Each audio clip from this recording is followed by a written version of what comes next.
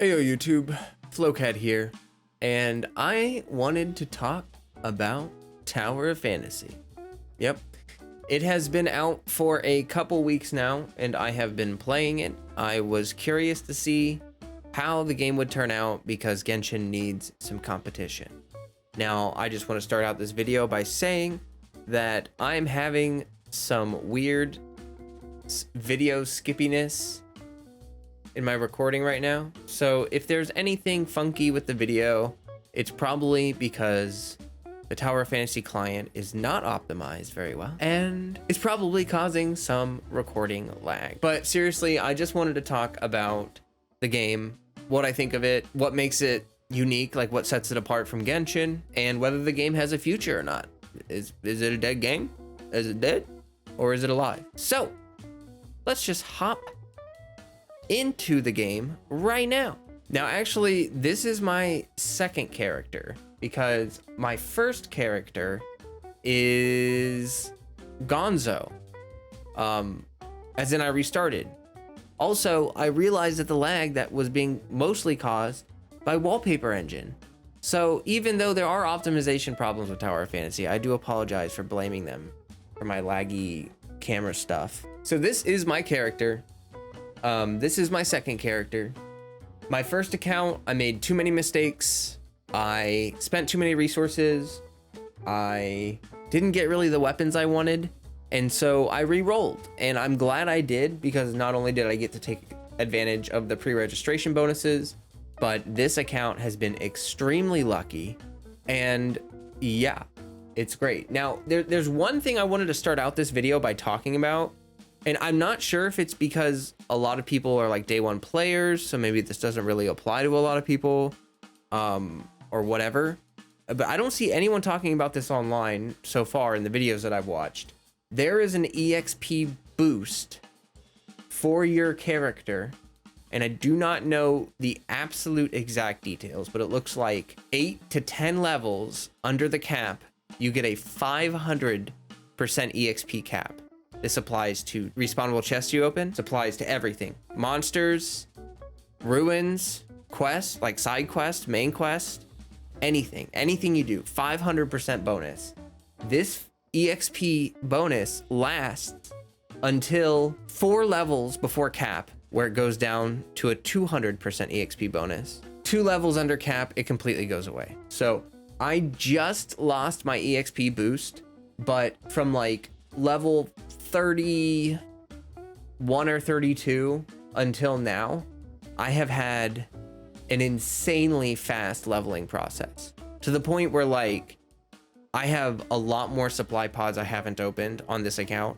I have a lot more ruins that I haven't even done yet because I just haven't gotten around to them. I've been so busy leveling up.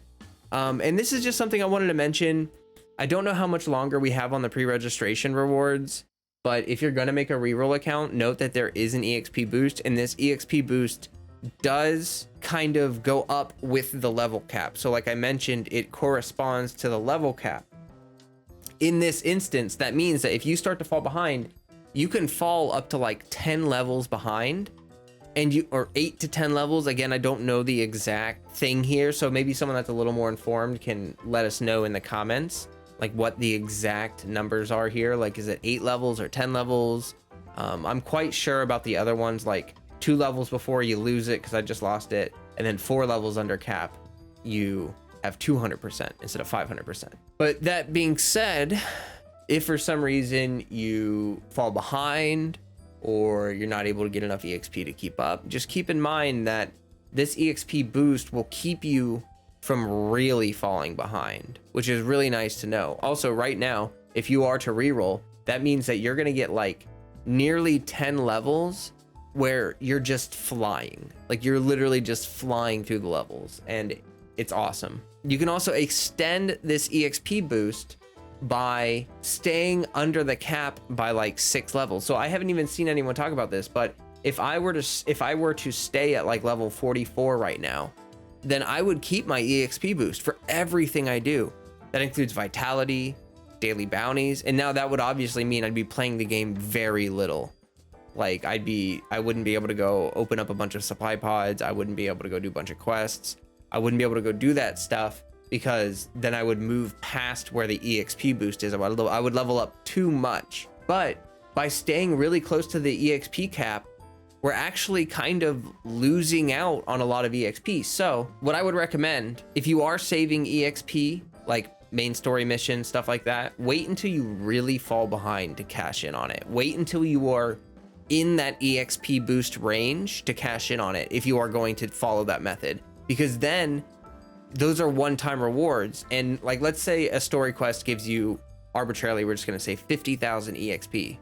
If you are in that 500% category, 50,000 turns to 250,000. Now you can only proc that EXP once. So you now are ahead of someone else by 200,000. Like if someone only got 50,000 from that because they're not in the EXP boost zone, then you just got 200,000 more EXP from them from a one-time thing. So this is something kind of big. I don't know why no one's talking about it. I wanted to lead with that because I Googled it and I barely found answers.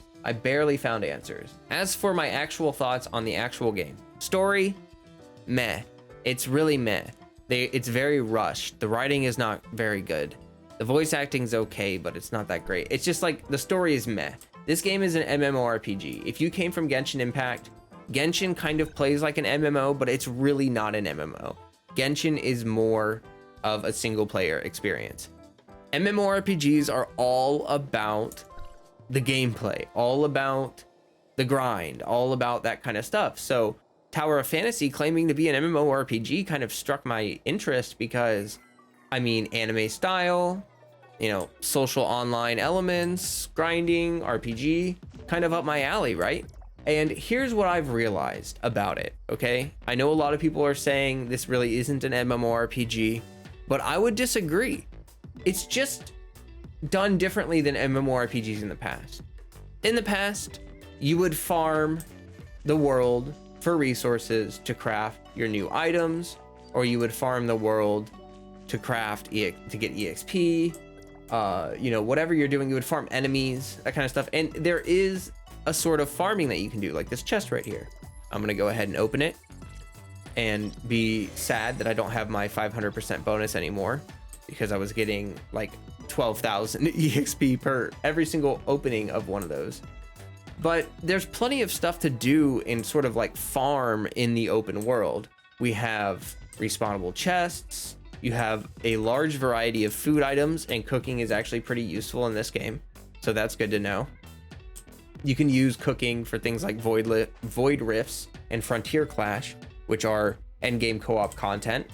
And those food items can be very nice buffs. The enemies drop machine parts, which you can use to upgrade your vehicles, which can give you dark crystals, which are a premium currency. Monsters and respawnable chests drop those. You can see right here, there's 1, 2, 3 respawnable chests. So like something I could do right now, if I had a little bit of time to kill and I wasn't recording a video, I go grab that chest, go kill that camp. I'm kind of avoiding my supply pods. I'm not opening them right now. So I could just go grab that chest, kill that group of enemies, grab that chest. And then, oh look, there's some ore over here. I could go mine that ore. And now you need to mine that ore to get equipment upgrades, like to upgrade your gear right over here. And also to get these Rocky Boys that you need for upgrading your weapons. I have a ton of them that I'm probably never going to use. But more important than that, you get these crystals. And these are really, really useful. It advances the star level of your gear. Now, I have noticed that leveling up increases the drop rate from these things. It also increases the drop rate from the respawnable chests. It also increases the amount of EXP that you're getting from those things. So staying relatively close to the level cap, despite what I said earlier, is good for things like drops. But it seems like it comes in certain breakpoints. Like I didn't start getting vehicle parts until I was like level 31, 32, like when it unlocks, you know? You don't really get them from the respawnable chest before then. After that point, I'm getting vehicle maintenance parts dropping, and the higher level I go, the higher rarity and more of the more quantity of those parts are dropping. I'm in channel 42. This is an MMORPG, so like you have instances which, you know, you are in, you can channel hop once every 30 minutes. I feel like that's an extremely long cooldown.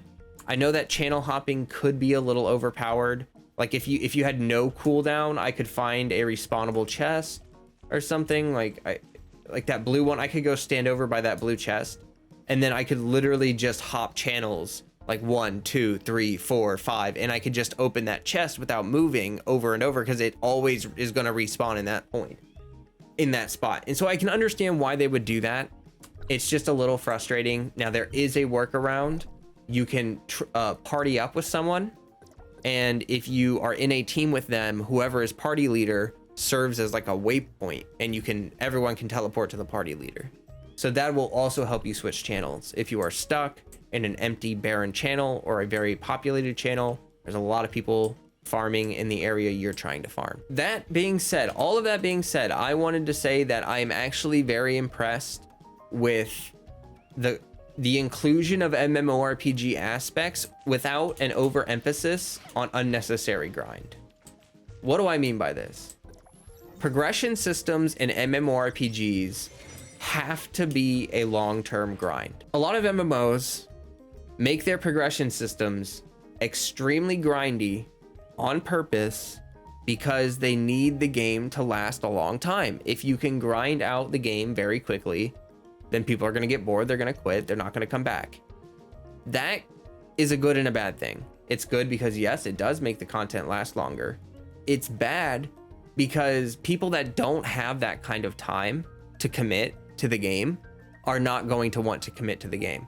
They just won't, because if they can't keep up with everyone, they will always have this feeling of FOMO. Like if they work too much or have kids and they can't grind as much as everyone else, if that's what is slowing you down, is the grind, you know, not being able to grind enough, you're going to get frustrated. You may quit the game. You may not want to play the game anymore because you're going to fall behind everybody. I think that this game, Tower of Fantasy, does a really good job of accessibility, mixing in MMORPG aspects. So you have your story, you have your level progression, and you have your gear grind. But these things are not gated by extremely grindy mechanics. They kind of can be. Like if you see me going around opening these respawnable chests and stuff like that, like the resource value of those things are rather low. But the good thing is you have vitality, and this is basically like a stamina system, and this lets you get the upgrades that you need for your stuff extremely easily using a variety of things. One of my favorites is this Omnium Beacon thing right here. I'm currently saving my high rarity ones, but basically this lets you place something in the open world that over time collects resources, which you can collect after a day. But by placing a beacon down, it sends out a signal and will hunt for someone else's beacon. So you have a chance to find someone else's, and then it starts this like scavenger hunt game where you go out and you find someone else's beacon. I think that this is a really cool like interactive system where you're using the open world. Players have a reason to like go find cool hiding spots. Players have a reason to learn the maps to try to, you know, when you find someone's beacon, you get into a certain radius of it and it'll show you like 3 pictures, which are just different angles of where it is. And now those aren't always really obvious as to where the beacon is unless you know the location really well, and you can say like, oh wait, I think I actually recognize that rock right there. You know what I mean? Like people will try to avoid putting them in obvious places where the picture will give it away. But by knowing the region really well or knowing the really good hiding spots, it's just sort of like a fun little social game. You know what I mean? And it nets you obvious rewards that let you upgrade your gear. So the game isn't as grindy because it kind of condenses the progress into stamina. You know, it time gates rather than making you grind. You have to be more patient than you have to be like grind set mindset kind of thing. So this is the support store. This is part of the grindy aspect of the game. You can see you can get summons, gold, resources, all sorts of great stuff. The point of that is that you can play when you're out of stamina specifically, you can play game modes that require stamina and you will get support points. So you can play your Frontier Clash, your Void Rift, your dimensional trials, your pretty much everything except the Omnium Beacon you can do without stamina. This is fantastic because it encourages people to matchmake even when they don't have stamina, to help other people that are using their stamina, to make sure that the matchmaking is populated, and you get aptly rewarded for it. Like, the rewards that you get from that are really great, and the currency is very easy to farm. Like, in my opinion, the easiest way to do it is just go into dimensional trials and yeah, do the first, like the easiest difficulty. You have to matchmake, you can't do it solo, but it's just, you just go through it in like 1 minute and then, you know, queue up again. So overall, I feel that the game modes are fun. There is a sort of quote unquote raid content for like endgame, the Void Rifts and the Frontier Clash. Frontier Clash is wave modes, like hordes, waves with bosses thrown in. Void Rifts is just a boss, but you have to go through a map zone and collect buffs and kill mini bosses first, which is really fun. It's actually very fun, and all of these are done with party members. This is a co-op thing, so in MMO style. And then you have two kind of single player end game things. You have this Bygone Phantasm, which is sort of like an endless spiral abyss kind of thing, where you go from floor to floor, defeat a wave of enemies, there's bosses periodically, you get rewarded based on your ranking and how far you climb. You get first time rewards for clearing each floor. You get the Wormhole, which is another single player challenge, and this is more like a roguelike kind of thing. This is like, you know, sort of like Hades or Binding of Isaac kind of thing, Risk of Rain 2 kind of thing, where you accumulate buffs. Oh my gosh. You accumulate buffs as you go, and you go through these various stages. You get these things called blessing runes, and as they stack up, they get a variety of effects. You see, upon 4 and 8 stacks, your final crit rate plus 20, plus 30, crit damage plus 50. So these things are really cool. And one other thing that makes this very challenging is that your healing is nerfed. So like healing nerfed by 80%, pretty brutal. I find all of these game modes to be fun. I enjoy a lot the Void Rifts and the Frontier Clash. And then I would say Bygone Phantasm is last place, just because it's kind of boring. It's pretty basic, and I understand, you know, it's just a tower climb kind of thing, but yeah, Wormhole is more fun because there's more strategy involved with it, picking your buffs, you know, choosing your weapons, what you want to run with, and then having the randomness. It's just exciting stuff. Okay, now as far as like monetization and stuff goes, like, yes, it's a gacha game, but I do feel like they're very generous with their wishing. So like, I just re-rolled this account this week, and I've just been farming hardcore, and like, first of all, they've been giving out more of these red nuclei, which is really great, like with the rewards that they've been giving out. Those are great. I'm about to get 10 more of these puppies tomorrow. I have 46 red nuclei, and I did, so I do not whale. I have not whaled.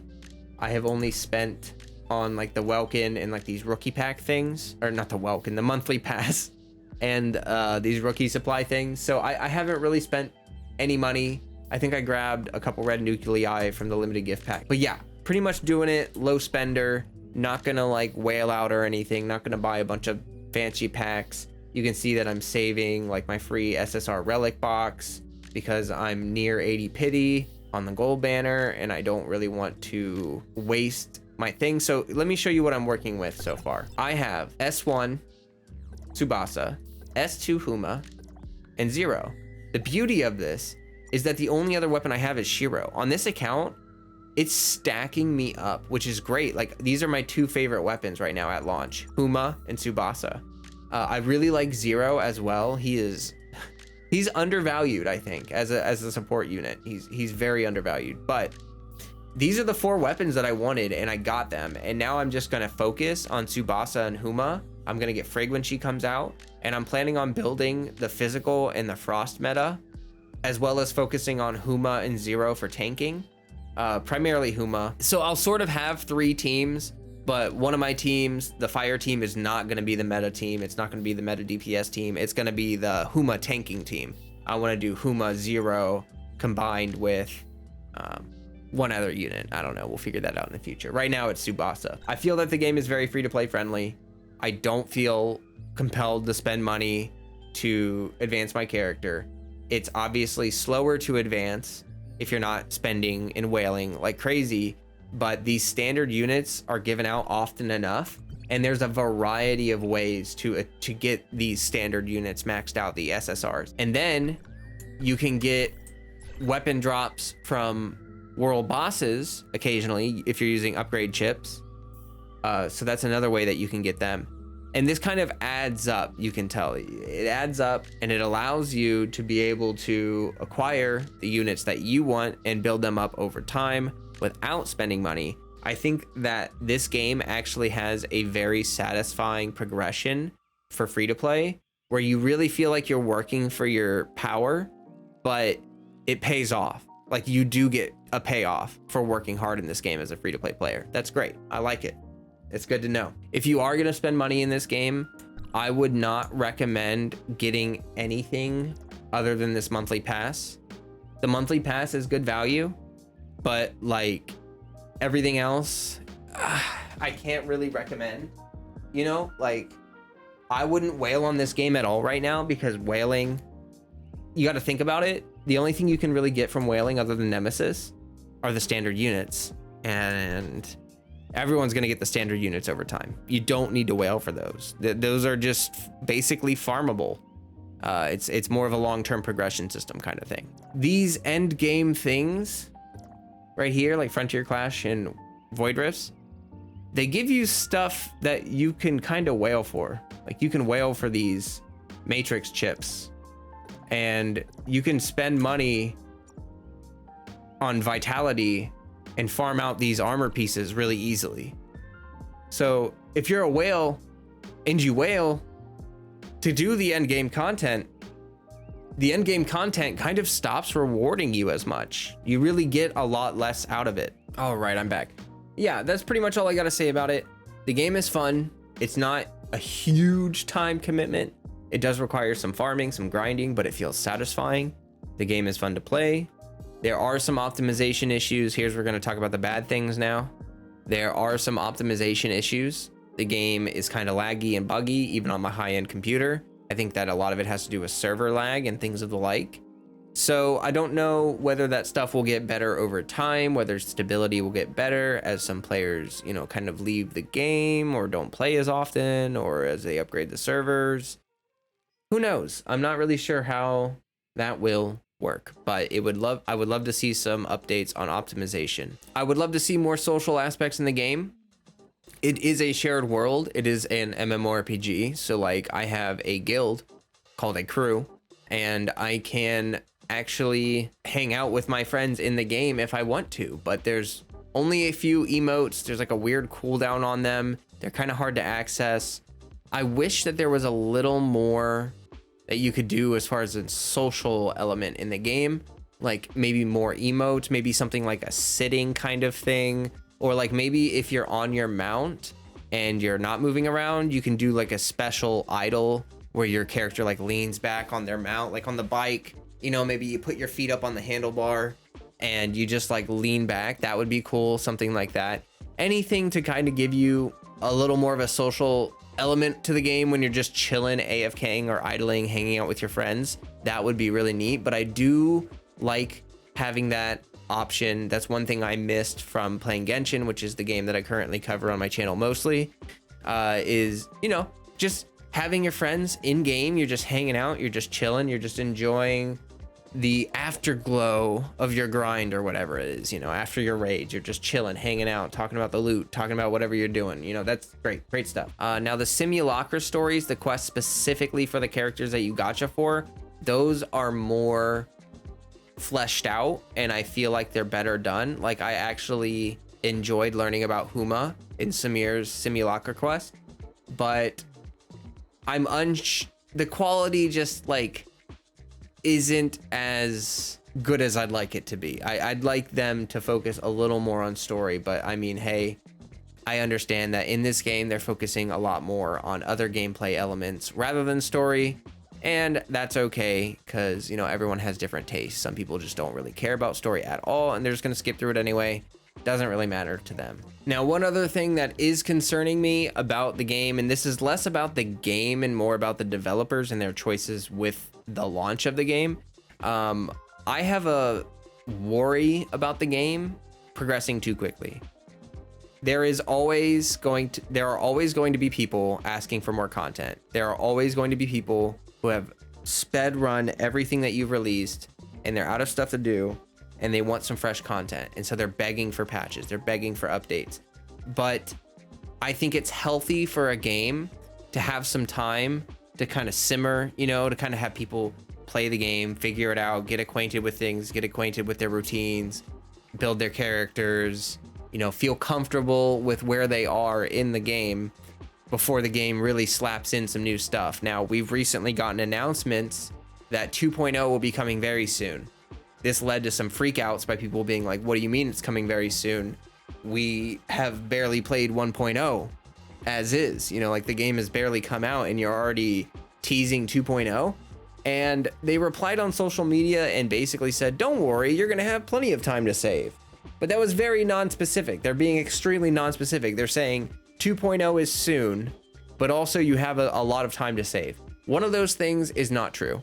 Either it is not soon, which to me would be like a month or two, or maybe 3 at most, or you are not going to have a lot of time to save for these units. Or maybe they're going to speed it up, but they're going to give us more rewards to compensate for it. I don't know what their plan is, but I am worried that because they're trying to compete with Genshin, because they're trying to compete with other games in the market and they're trying to hold people's attention, I'm worried that they're going to throw out this 2.0 update before people are remotely ready for it. I know that there are people, I still see people when I go to Hykros that are starting the game, that are new to the game, that are low level. And I still regularly see people who are low level running around in the world. I think that there are launch day players who are obviously caught up with everything and are bored, but there are also people who are re-rolling. Maybe they didn't like their first account. There are people who just started like yesterday or today that maybe want time to catch up. And I think pushing the release schedule to cater to the people that started on launch day and have been playing, you know, religiously every day, doing everything they can. I just don't think that catering to those people as for a launch schedule is very smart, because you're going to lose out. People are going to FOMO that are not a part of that category. You know what I mean? Like if you're not a part of the launch day category, like me, I re-rolled my account. Now I'm missing out on 2 weeks worth of weekly rewards that I have on my other account. Now it kind of balances out because I was smarter with resources. So I wasted less stuff, even though I have less stuff, you know, it kind of balances out. But regardless, if you speed up your releases too much, then people are going to really feel stressed to stay caught up with the game. Does this game have a future? I think it does. I think if the devs don't screw it up, if the devs are able to keep updating the game, keep improving the game, it will obviously not have as big of a player base as Genshin. But as it stands right now, I will continue to play Tower of Fantasy. I have not been bothered by many things in the game. I enjoy my time with it. I feel that it's fun to play, and I'm interested to see where they take the game in the future. So yeah, I think that there are specific draws to this game that people will enjoy over things like Genshin Impact in some cases.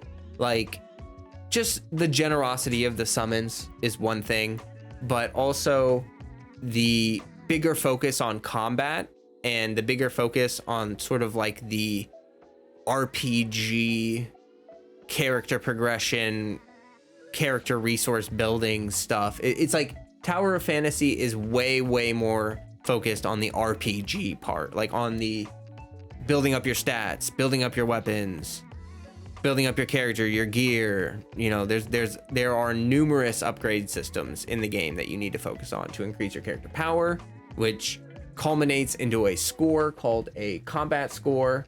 And that is sort of like how strong, quote unquote, your character is. It's a little deceptive because it doesn't count certain parts of your equipment kit, but it is still an indicator of how strong your character is. If you're playing Tower Fantasy and you are on the Observer server in North America, that's what server I am on. My guild / crew is called Tower of Family. And we have a Discord link in the description of the video as well in the pinned comment. If you play Tower of Fantasy and you would like to subscribe, I know I cover Genshin, but I am going to be playing Tower of Fantasy. I may stream it from time to time, but I have been playing with my viewers. You know, there are people that watch my Genshin stuff, and we've all been playing Tower of Fantasy on our free time. So, as always, stay healthy, stay hydrated. Peace.